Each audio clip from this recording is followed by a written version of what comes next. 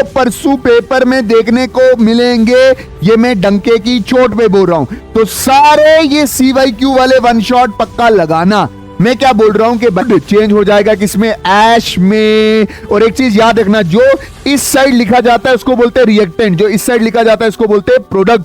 और ये इरिवर्सिबल है। 35 डिग्री सेल्सियस चाहिए होता है, प्रेशर कितना 1 atm, ये भी मेंशन होता है एयर पे, ठीक है। ये और कैटलिस्ट जो इसको इस रिएक्शन को फास्ट करेगा, कैटलिस्ट वो सब्सटेंस होते हैं जो रिएक्शन को फास्ट करते हैं, और बना क्या, मैग्नीशियम ऑक्साइड। अच्छा देख, ये टमाटर सड़ जाता है, ये सेब सड़ जाता है, ये केला सड़ जाता है, बात समझे कि नहीं है। इसका मतलब क्या हो गया, the oxidation of fat, fat की ऑक्सीडेशन या ऑयल की ऑक्सीडेशन, ठीक है। When expose to the air, मतलब जब आप खाना खाते हो, अगर हाय एवरीवन, अभी अभी हमने फिजिक्स कंप्लीट की है और अब हम आ गए हैं केमिस्ट्री को लेके। केमिस्ट्री का भी हर एक लेक्चर कम से कम 30 मिनट का होगा, सारे CYQ डिस्कस करूंगा। ये सारे सवाल आपको परसों पेपर में देखने को मिलेंगे, ये मैं डंके की चोट पे बोल रहा हूं। तो सारे ये CYQ वाले वन शॉट पक्का लगाना। मैं क्या बोल रहा हूं कि भाई साहब, बहुत सारे बच्चे बोल रहे थे सर न्यूमेरिकल के लिए वीडियो लेके आओ, और आप बैलेंसिंग ऑफ केमिकल रिएक्शन के लिए वीडियो लेके आओ। तो वो दो अलग वीडियो हैं जो आपको कल मिलेंगी। अब मैं क्या बोल रहा हूं, केमिकल रिएक्शन 30 मिनट की वीडियो होगी, सारे CYQ हम आपके साथ डिस्कस करेंगे। पहला टॉपिक शुरू होता है, वो शुरू होता है दैट इज चेंज से। चेंज होता है बदलना, जैसे रात दिन में बदल जाती है। मेरी एक गर्लफ्रेंड थी जो बदल गई है, वो बोलती है जायद जी तुस बड़े गरीब हो, असा तुसाना मेल बैठना नहीं है, तो फैमिली लो डाउन, साडा फैमिली अप। तो आता है रिश्ता जम नहीं सकता, तो हम तुमको छोड़ रहे, तुम हमें भूल जाओ। तो वो क्या कर गई, बदल गई। तो केमिस्ट्री में ये जो बदलना होता है इसको बोलते हैं चेंज। दो तरह से बदलाव हो सकता है, एक फिजिकल चेंज, एक केमिकल चेंज। फिजिकल चेंज में ऐसा होता है कि no new product is formed, कोई नई चीज नहीं बनती। जैसे पहले पानी था, बाद में भी पानी है। पहले आइस, जो पानी है H2, बाद में भी क्या है, पानी है। और ये रिवर्सिबल है। रिवर्सिबल मतलब आइस पानी में कन्वर्ट हो जाती है और पानी दोबारा आइस में कन्वर्ट हो जाता है। केमिकल चेंज में क्या होगा, न्यू प्रोडक्ट इज फॉर्म्ड, नई चीज बनती है। ये वुड चेंज हो जाएगा किसमें, ऐश में। और एक चीज याद रखना, जो इस साइड लिखा जाता है उसको बोलते हैं रिएक्टेंट, जो इस साइड लिखा जाता है उसको बोलते हैं प्रोडक्ट। और ये इरिवर्सिबल है, सज्जी जाई मर्जी। एक बार लक्कड़ से सज्जी बन गई, एक बार लक्कड़ से ऐश बन गई, तो कोई माई का लाश दोबारा ऐश से वुड नहीं बना सकता। इसके बाद है chemical reaction. Chemical reaction represent करता है केमिकल चेंज को। केमिकल चेंज मतलब नया प्रोडक्ट बनेगा, वो प्रोडक्ट दोबारा पुराना प्रोडक्ट नहीं बन सकता। The process in which new substance with new properties are formed, नई चीज बन रही है नई प्रॉपर्टीज के साथ, फ्रॉम वन और more substance is called chemical reaction. क्या हो रहा है कि पुराने सब्सटेंस से नई चीज बन रही है, और नए वाले की जो प्रॉपर्टीज हैं वो बिल्कुल अलग हैं पुराने वाली चीज से। जैसे एग्जांपल, लोहे को जंग लगता है, एक बार लोहे को जंग लगा वो दोबारा फ्रेश लोहा नहीं बन सकता। लक्कड़ को एक बार आग लगी वो सज्जी बन गया, दोबारा लक्कड़ नहीं बन सकता। फॉर्मेशन ऑफ कर्ड, दूध एक बार फट के कर्ड बन गया, कर्ड दोबारा दूध नहीं बन सकता। रिस्पायरेशन, सांस लेना आपका, जैसे मैं रिस्पायरेशन को ऐसे लिख रखा है, क्या लिख रहा है, ये फूड है, ग्लूकोज, इसमें ऑक्सीजन मिला तो क्या बना, कार्बन डाइऑक्साइड और वाटर, और साथ में 38 ATP निकलता है, इसको बोलते हैं रिस्पायरेशन। अच्छा, ऐसे ही फोटोसिंथेसिस है। फोटोसिंथेसिस में क्या है, carbon dioxide, water, carbon dioxide जो प्लांट्स लेते हैं पानी के साथ, और सनलाइट, सूरज की रोशनी में, और सूरज की रोशनी को एब्जॉर्ब कौन करता है, क्लोरोफिल, और क्या बना, that is food and oxygen. तो फोटोसिंथेसिस भी एक केमिकल रिएक्शन है। वुड को एक बार आग लग जाए, ऐश बन जाए, तो दोबारा ऐश कभी वुड नहीं बन सकती। फॉलिंग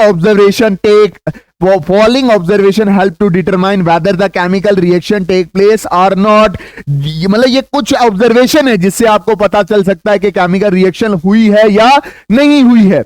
जैसे चेंज इन स्टेट स्टेट बदल जाए, सॉलिड किस में चेंज हो जाए, गैस में। चेंज इन कलर, कलर बदल जाए, रेड किस में, रेड चेंज हो जाए ब्लू में। जैसे आप लोहे का कलर देखो, जब वो क्या कैसे कलर का होता है, ब्लैकिश कलर का होता है, और जैसे ही उसको रस्टिंग लगती है तो उस पर ब्राउन कलर चल जाता है। Evolution of gas, gas evolve होती है, जैसे फोटोसिंथेसिस के दौरान ऑक्सीजन इवॉल्व होता है और रिस्पायरेशन के दौरान कार्बन डाइऑक्साइड इवॉल्व होती है। और चेंज इन टेम्परेचर, जब कभी भी केमिकल रिएक्शन हो रही होती है तो टेम्परेचर में कोई ना कोई बदलाव आता है, मतलब टेम्परेचर चेंज हो रहा होता है, ठीक। उसके बाद है रिएक्टेंट, रिएक्टेंट और प्रोडक्ट। रिएक्टेंट कौन सी चीज होगी, रिएक्टेंट जो जिससे रिएक्शन हो रही है, और हमेशा लेफ्ट साइड लिखा जाएगा। जैसे वुड क्या है, रिएक्टेंट है, ये वुड जलती है और देता है ऐश, और जो ऐश बनती है वो क्या, प्रोडक्ट। ये हमेशा राइट हैंड साइड में लिखी जाएगी और ये क्या है, प्रोडक्ट है। अब देख केमिकल इक्वेशन क्या होता है, देख एक केमिकल रिएक्शन चली, carbon dioxide, water, sunlight, chlorophyll gives glucose and oxygen, इसको बोलते हैं फोटोसिंथेसिस। अब इसकी सिंबॉलिक रिप्रेजेंटेशन, कार्बन डाइऑक्साइड को CO2 लिखते हैं, वाटर को HO2 लिखते हैं, ये गिव्स, सनलाइट को HMu लिखते हैं, क्लोरोफिल, ग्लूकोज को C6H12O6 लिखते हैं, और ये क्या है, दैट इज ऑक्सीजन। अब देख मैंने कार्बन डाइऑक्साइड बताया गैस है, पानी लिक्विड है, और ये जो ग्लूकोज बना ये सॉलिड बना है, और ऑक्सीजन क्या बना, गैस बनी है। इस रिएक्शन की जो सिंबॉलिक रिप्रेजेंटेशन है इसको बोलते हैं chemical equation. The symbolic representation of chemical reaction is said to be a chemical equation. It involves the uses of symbol of elements, element के सिंबल यूज होते हैं, और केमिकल फॉर्मूला, जैसे कार्बन डाइऑक्साइड का फॉर्मूला CO2 है, reactant and product with mentioning the physical state, और उनकी physical state मतलब वो गैस है, लिक्विड है, सॉलिड है या गैस है, वो भी आपको मेंशन की जाती है। द नेसेसरी कंडीशन, कि कौन कौन सी condition necessary, the necessary condition such as temperature, pressure or any catalyst should be written on the arrow between reactant and the product। मतलब कौन सी नेसेसरी कंडीशन है, मतलब रिएक्शन को होने के लिए कौन सा टेम्परेचर इंपॉर्टेंट है या कौन सी कैटलिस्ट इंपॉर्टेंट है, वो इस एरो पे लिखी जाती है। Example, magnesium is burn into air, magnesium किस में बर्न हुआ, एयर में बर्न हुआ, to form a magnesium oxide can be represented at, like magnesium किसके साथ रिएक्ट किया, ऑक्सीजन के साथ रिएक्ट किया, तो क्या दिया, मैग्नीश ऑक्साइड। तो आपने सिंबॉलिक रिप्रेजेंटेशन करके लिखा, उसको क्या बोलते हैं, केमिकल रिएक्शन। अब देख magnesium burn in presence of oxygen to give magnesium oxide, ये मैग्नीशियम है, सॉलिड है, सिंबॉलिक रिप्रेजेंट। एयर मतलब गैस है, और टेम्परेचर 25 डिग्री सेल्सियस चाहिए होता है, प्रेशर कितना 1 atm, ये भी मेंशन होता है एयर पे, ठीक है। ये और कैटलिस्ट जो इसको इस रिएक्शन को फास्ट करेगा, कैटलिस्ट वो सब्सटेंस होते हैं जो रिएक्शन को फास्ट करते हैं, और बना क्या, मैग्नीशियम ऑक्साइड। अच्छा, कैटलिस्ट क्या होते हैं, the catalyst are the substance which increase the rate of reaction, मतलब जो रिएक्शन शायद एक दिन लगाती होने में उसको कितना टाइम लगा, दैट इज 0.1 सेकेंड लगा। ओके मेरी जान। अच्छा, अब इंपॉर्टेंट नोट बोल रहा हूं, इंपॉर्टेंट नोट मतलब कुछ चीजें सीखने वाली हैं, देख क्या सीखने वाला है। Physical state of reactant and product are mentioned to make chemical reaction more informative, कि जो आप फिजिकल स्टेट लिखते हो ये बताते हो कि रिएक्टेंट गैस है, सॉलिड है या लिक्विड है, ये रिएक्शन को ज्यादा इंफॉर्मेटिव बनाती है। Example, we use G for gas, L for liquid, S for solid and AQ for aqueous. Thus is good for a chemical reaction and equation notes, ताकि आपकी केमिकल इक्वेशन में अच्छी इंफॉर्मेशन हो। Thus is good for chemical reaction and equation notes, मतलब उसको note करने के लिए, ठीक। बैलेंसिंग ऑफ केमिकल रिएक्शन क्या होती है, देखो मेरी बात ध्यान से अच्छे से समझना। देख जैसे ये मैग्नीशियम है, ये ऑक्सीजन है, ये मैग्नीशियम है, ये ऑक्सीजन है। अब देख इधर मैग्नीशियम कितना है, 1, इधर ऑक्सीजन कितने, 2, इधर मैग्नीशियम कितना, 1, ऑक्सीजन कितना, 1। अब जितनी चीजें इधर होनी चाहिए उतनी चीजें इधर होनी चाहिए, मतलब इधर की चीज इधर गायब नहीं होनी चाहिए, मतलब मैग्नीशियम इधर 1 है, मैग्नीशियम इधर 1 ही है, यहां पे ऑक्सीजन 2 है, यहां पे ऑक्सीजन 1 है, तो प्रॉब्लम है। तो इस ऑक्सीजन को 2 करने के लिए आपने ये 2 इधर ऐड कर दिया। अब ऑक्सीजन कितने हैं, 2, बट मैग्नीशियम कितने हैं, 2, तो उसको बैलेंस करने के लिए आप इधर 2 ऐड कर दोगे। इस साइड मैग्नीशियम 2, इस साइड मैग्नीशियम 2, इस साइड ऑक्सीजन 2, इस साइड ऑक्सीजन कितने, 2। मतलब जितने इधर नंबर ऑफ एटम है उतने इधर नंबर ऑफ एटम होने चाहिए। रिएक्टेंट के नंबर ऑफ एटम और प्रोडक्ट के नंबर ऑफ एटम सेम होने चाहिए। जितना इधर मास है उतना मास इधर होना चाहिए। रिएक्टेंट का मास और प्रोडक्ट का मास क्या होना चाहिए, सेम होना चाहिए।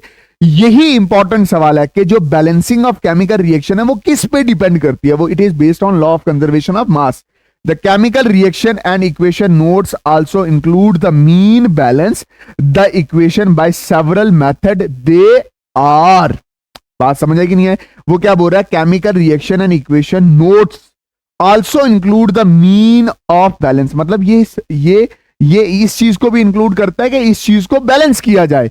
The equation by several method, और बहुत सारे मेथड हैं उनसे किया जाता है। दे आर, जैसे पहला क्या, law of conservation of mass. Law of conservation of मास मैंने अभी बताया, मास can neither be created nor be destroy in the chemical reaction दस रिमेन कंजर्व, मतलब इस रिएक्शन के दौरान जितना मास इस तरफ है उतना मास इधर है, जितने एटम इधर हैं उतने एटम इधर हैं। So number of element involve in the product side will be same as that of the number of reactant on the reactant side. जैसे फॉर एग्जांपल मैं आपको बोलूं H2 plus O2 gives H2O। अब इस side hydrogen कितने, 2, hydrogen 2, इस side भी hydrogen 2, oxygen कितने, 2, इधर ऑक्सीजन 1 है, तो इसको 2 बनाने के लिए आप इसके आगे 2 ऐड करोगे, तो ये 2 ऑक्सीजन तो हो गए, 2 इंटू 1 ऑक्सीजन 2 हो गए, बट हाइड्रोजन कितने हो गए, 4, 2 2 4, तो आप इधर 2 ऐड कर लोगे तो 2 2 4 हाइड्रोजन, 4 इधर, ऑक्सीजन 2 इधर, 2 2 4 हाइड्रोजन 4 इधर, 2 ऑक्सीजन कितने, 2 इधर। बात समझ है कि नहीं आई? अच्छा, बैलेंसिंग ऑफ केमिकल इक्वेशन कैसे बैलेंस करेंगे, जैसे मैंने अभी आपको बताया, ये मैग्नीशियम है, ये ऑक्सीजन है, ये MO2 है। अभी मैंने पिंक वाला नहीं बना रहा हूं, मैं बोल रहा हूं मैग्नीशियम इधर कितना, 1, ऑक्सीजन कितने, 2, इस side reactant side, product side magnesium 1 और ऑक्सीजन कितना, 1 है ना। जब आपने बैलेंस किया, बैलेंस करने का मतलब ये हो गया जितने एटम इधर हैं उतने एटम इधर हैं। जब मैंने इधर देखा ऑक्सीजन 2 हैं तो इधर कितने, ऑक्सीजन 1 था, तो मैंने 2 आगे मल्टीप्लाई कर दिया, 2 इंटू ऑक्सीजन, यहाँ पे ऑक्सीजन 2 हो गया तो magnesium 2 into magnesium 2 into Mg, that is Mg कितने हो गए, 2 हो गए। अब जैसे ही मुझे पता चला मैग्नीशियम इधर 2 है, यहाँ पे मैग्नीशियम 1 ही था, तो मैंने 2 से इधर मल्टीप्लाई किया तो मैग्नीशियम 2 हो चुके और ऑक्सीजन पहले से कितने थे, 2। Number of atom on the reactant side is equal to number of atom on the product side. इसी को बोलते हैं law of conservation of mass. Mass reactant side का बराबर होगा और मास किसका, प्रोडक्ट साइड का क्या होगा, बराबर होगा। In this chemical reaction number of hydrogen atom in a reactant side is 2 and that of the product side is also 2। ये पढ़ने की जरूरत नहीं है वैसे, ठीक है, आगे चलते। उसके बाद इसको बैलेंस करना है, अभी मैंने आपको करना सिखाया है। अभी ग्रीन को भूल जाओ। H2O2 गिव्स वाटर, हाइड्रोजन कितने, 2, ऑक्सीजन कितने, 2, हाइड्रोजन कितने, 2, ऑक्सीजन कितना, 1। यहां पे ऑक्सीजन की कमी था, 2 को आगे मल्टीप्लाई किया, ये अभी बैलेंस भी किया था, ठीक है। तो जब इधर 2 बैलेंस किया तो ऑक्सीजन कितने हो गए, 2, बट हाइड्रोजन कितने हो गए, 2 2 4। अब ऑक्सीजन तो इधर भी 2 ही चाहिए, बट हाइड्रोजन इधर 2 थे तो 2 को आगे मल्टीप्लाई किया था, 2 2 4। अब ये क्या हो गया, बैलेंस हो गया। मतलब जितने हाइड्रोजन और ऑक्सीजन इस तरफ है उतने हाइड्रोजन और ऑक्सीजन इस तरफ है। यहाँ पे हाइड्रोजन कितने, 4, तो 4, एक हाइड्रोजन का मास कितना, 1, तो 4 हाइड्रोजन का मास 4 इंटू 1, और यहाँ पे ऑक्सीजन कितने, 2, एक ऑक्सीजन का मास है 16, 2 के कितना होगा, 2 इंटू 16, 4 1 जार 4, 2 16, 2 16 जार 32, 32 और 4 कितना हो जाएगा, 36। वैसे ही 4 हाइड्रोजन का मास 4 इंटू 1 और 2 ऑक्सीजन का मास 2 इंटू 16, 4 1 जार 4, 2 16 जार 32, 4 और 32 कितना हो जाएगा, 36। जितना वजन इस तरफ था उतना वजन इस तरफ है। अब है chemical types of chemical reaction. Types of chemical reaction की क्या है, टाइप्स है। There are several type of chemical reaction, मतलब बहुत तरह की केमिकल रिएक्शंस होती हैं बेस्ड ऑन केमिकल चेंज, के केमिकल चेंज हो रहा है। There are total 8 type of chemical reaction, मतलब केमिकल चेंज हो रहा है, इसके बिना पे केमिकल रिएक्शन कितने तरह की है, 8 तरह की है। कॉम्बिनेशन रिएक्शन क्या होगा, जहां 2 रिएक्टेंट कंबाइन होंगे और एक प्रोडक्ट देगा। डिकम्पोजिशन रिएक्शन क्या होगा, जहां पे एक प्रोडक्ट टूटेगा और 2 चीजें बनेंगे, जैसे NaCl टूट के Na+Cl बना, ठीक। उसके बाद है decomposition can be 3 major type. एक है थर्मल डिकम्पोजिशन, एक है इलेक्ट्रोलाइटिक डिकम्पोजिशन और एक है फोटोलाइटिक डिकम्पोजिशन। अगर डिकम्पोजिशन हो हीट करने से, जैसे कैल्शियम कार्बोनेट को हीट किया तो ये क्या बन गया, ये मेरी जान तेरे पास क्या बना, ये तेरे पास बना calcium oxide plus carbon dioxide. जब कैल्शियम कार्बोनेट टूटा तो क्या बना, calcium oxide and calcium carbon dioxide. Electrolytic decomposition मतलब बिजली की वजह से आप किसी चीज को तोड़ रहे हो, जैसे पानी को बिजली की वजह से तोड़ो तो क्या बनता है, हाइड्रोजन गैस और ऑक्सीजन गैस। अगर आप सनलाइट की वजह से किसी को तोड़ रहे हो तो वो फोटोलाइटिक डिकम्पोजिशन है। AgCl टूट जाता है किसमें, Ag+Cl2 में। होप तुझे ये चीज समझ आई होगी अच्छे से। डिस्प्लेसमेंट रिएक्शन क्या हो गया? डिस्प्लेसमेंट रिएक्शन मतलब जब एक एटम दूसरे एटम को डिस्प्लेस कर रहा होगा, जब एक एटम दूसरे एटम को क्या कर रहा होगा? डिस्प्लेस कर रहा होगा, उसको बोलते हैं डिस्प्लेसमेंट रिएक्शन। मतलब ये शाजिया जी हैं, ये पहले प्यार करते थे चौधरी जी से, अब फिरोज आया, इस चौधरी को लात मारी तो चौधरी साहब क्या हो गए? बाहर, और इससे का फिरोज और शाजिया दोनों क्या होंगे? इकट्ठे हो गए। जब एक एटम दूसरे एटम को रिप्लेस करता है इसको बोलते हैं डिस्प्लेसमेंट रिएक्शन, या इसको सब्स्टिट्यूशन रिएक्शन भी बोलते हैं। डबल डिस्प्लेसमेंट रिएक्शन क्या होता है? जब दो एटम अपनी जगहें बदलते हैं। जैसे देख, ये क्या है? Na2SO4, ये है BaCl2, ये है सोडियम सल्फेट और ये है बेरियम क्लोराइड। इसका बेरियम, इसका Ba इधर चला गया और इसका सोडियम इधर चला गया, तो इधर क्या बना? बेरियम सल्फेट, और Na जब इधर चला तो ये क्या बना? NaCl। अच्छा, प्रिसिपिटेशन रिएक्शन क्या होगी? वो रिएक्शन जिसमें कोई इनसॉल्युबल प्रिसिपिटेट बने उसको बोलते हैं प्रिसिपिटेशन रिएक्शन।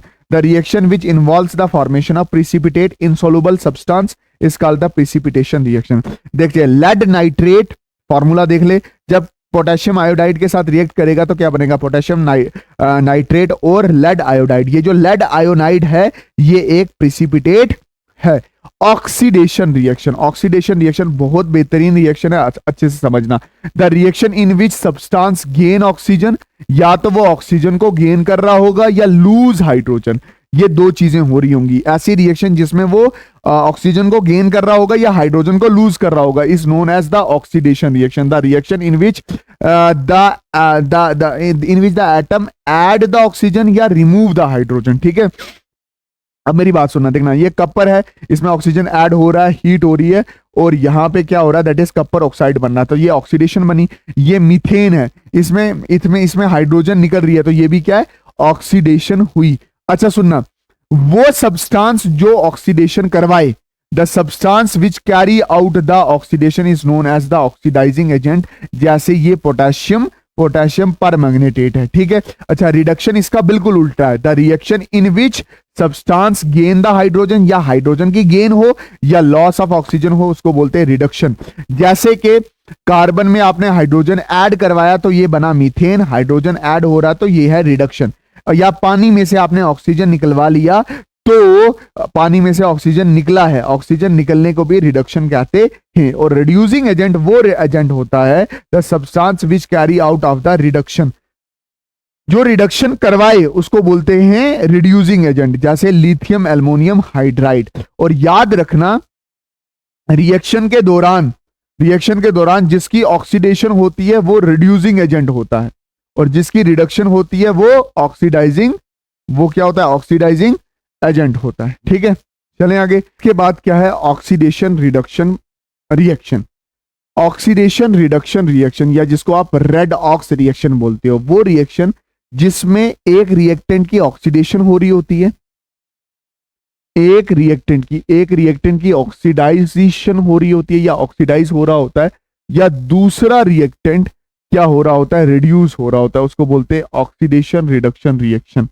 और ये जो ऑक्सीडेशन रिडक्शन रिएक्शन होता है ये एक साथ हो रही होती है। जैसे मैं आपको ये बोलूं कि ये मेरे पास जिंक ऑक्साइड है और ये मेरे पास कार्बन है। ठीक है, ये जिंक ऑक्साइड क्या करता है कि अपना ऑक्सीजन छोड़ देता है, तो होता क्या है? रिडक्शन, छोड़ा इसने, और उस ऑक्सीजन को पकड़ता है ये कपर, तो इसने ऑक्सीजन को गेन किया, तो ये क्या हो गया? That is oxidation. इस केस में ऑक्सीजन गया और इस केस में ऑक्सीजन आ गया। एक केस में रिडक्शन और ऑक्सीडेशन दोनों एक साथ हो रही है, एक रिएक्टेंट की रिडक्शन हो रही है, एक की ऑक्सीडेशन हो रही है, इसी को बोलते हैं रेडॉक्स रिएक्शन। अब मेरी बात ध्यान से समझना, ये क्या है? ये ऑक्सीजन को छोड़ रहा है, तो खुद की रिडक्शन हो रही है, बट ये ऑक्सीजन को दे रहा है, तो ये क्या है? ऑक्सीडाइजिंग एजेंट है।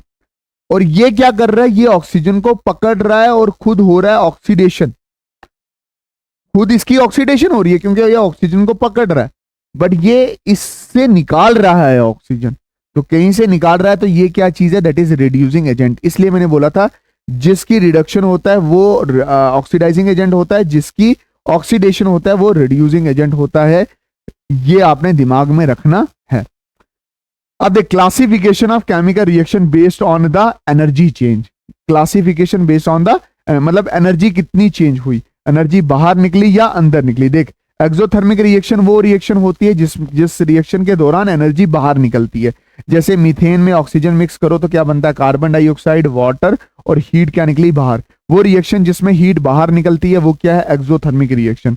और वो रिएक्शन जिसमें आप हीट को ऐड ऑन करते हो उसको बोलते हो endothermic reaction. Lead nitrate heat को ऐड किया तो क्या बना, lead oxide, nitrogen dioxide and oxygen. ऐसी रिएक्शन जिसमें हीट ऐड ऑन होती है उसको बोलते हैं एंडोथर्मिक रिएक्शन। इसके बाद है effect of oxidation on daily life. Daily life में ऑक्सीडेशन का क्या इफेक्ट पड़ता है। एक है क्रूशन, क्रूशन का मतलब होता है जंग लगना। व्हेन मेटल सरफेस, कोई भी मेटल सरफेस, चाहे लोहा हो, चाहे कॉपर हो, चाहे सिल्वर हो, when a metal is expose to the substance like moisture, पानी के साथ, एसिड के साथ या ऑक्सीजन के साथ फॉर सम टाइम, जब कभी भी किसी मेटल को रिएक्ट किया जाता है ऑक्सीजन के साथ, पानी के साथ, एसिड के साथ, a layer of hydrated oxide is formed which weakens the metal and hence metal said to be corroded. और इसी मेटल के ऊपर एक लेयर बन जाती है हाइड्रेट ऑक्साइड की, जो इस मेटल को क्या कर सकती है, कमजोर बना देती है। जैसे आयरन के ऊपर जो लेयर बनती है वो ब्राउन कलर की होती है और आयरन की जो क्रूजन होती है उसको बोलते हैं रस्टिंग।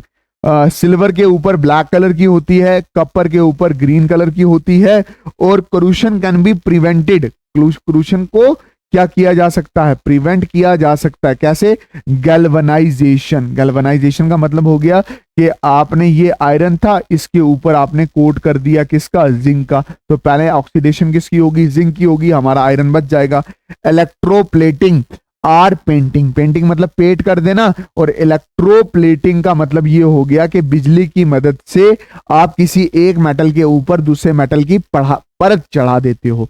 अब देख, ये जो आयरन है, आयरन जब ऑक्सीजन और पानी के साथ मिलता है तो क्या बनाता है, iron oxide plus x molecule of water, इसी को बोलते हैं रस्ट। यही ब्राउन कलर का होता है और प्रोसेस को बोलते हैं rusting. Rusting is a example of corrosion, rusting is the example of.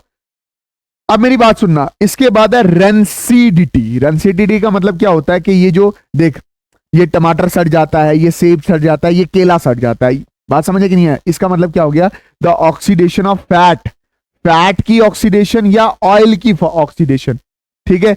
When expose to the air, मतलब जब आप खाना खाते हो, अगर खाने को आप ऐसे खुला छोड़ दो तो उसके जो ऑक्सीजन होता है वो खाने के अंदर जो तेल होता है या विटामिन होते हैं या फूड के कंपोनेंट होते हैं उनके साथ मिक्स, मतलब कंबाइन करते हैं और एक बदबूदार स्मेल छोड़ते हैं या वो खाना सड़ जाता है, उसको बोलते हैं rancidity. It leads to the bad smell, इससे गंदा स्मेल आता है, गंदा टेस्ट आता है, किसका, फूड का मेरी जान, ठीक है। Method to prevent the rancidity, पहले कैसे रेंसिडिटी को प्रिवेंट कैसे करते हैं, बाय एडिंग द एंटीऑक्सीडेंट, ऐसे चीजें डालने से जिससे ऑक्सीडेशन रुक जाए, ठीक है। एंटीऑक्सीडेंट क्या चीज होगी, ऐसी चीज जो खाने में डालो और ऑक्सीडेशन रुक जाए।